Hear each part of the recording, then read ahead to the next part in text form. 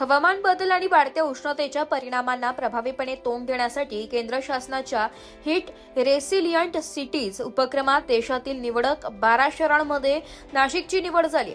या उपक्रमाअंतर्गत नाशिक महानगरपालिकेला गृहनिर्माण व शहरी व्यवहार मंत्रालयामार्फत 5 कोटी रुपयांचे अर्थसहाय्य मिळणार असून राष्ट्रीय नागरी व्यवहार संस्था यांच्या सहकार्याने शहरासाठी दीर्घकालीन उष्णतारोधक विकास आराखडा तयार केला जाणार आहे।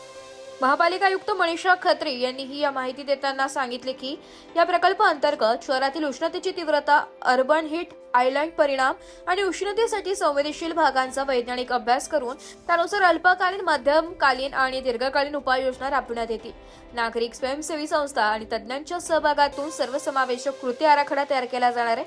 या उपक्रमात शहरात कूल रूफ प्रणाली, नैसर्गिक वायू वीजण्यासाठी इमारतीचे रेट्रोफिटिंग, विविध भागात कूलिंग सेंटर्स, कामगारांसाठी सावलीची व्यवस्था तसेच उष्णता संवेदनशील भागांचे मॅपिंग यांसारखी कामे करण्यात येणार आहे।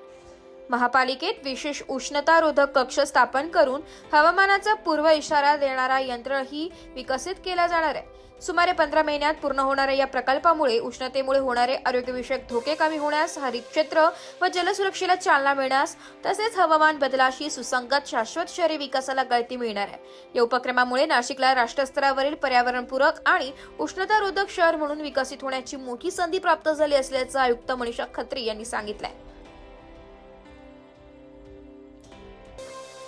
या सामंजस्य कराराच्या वेळी महापौर हिमगौरी आहेर अडके, उपमहापौर विलास शिंदे, स्थायी समिती सभापती मच्छिंद्र सानप, महापालिका आयुक्त मनीषा खत्री, अतिरिक्त आयुक्त अमित रंजन आणि NIUA चे प्रतिनिधी उपस्थित होते। ब्युरो रिपोर्ट, नाशिक लोकशाही न्यूज, नाशिक।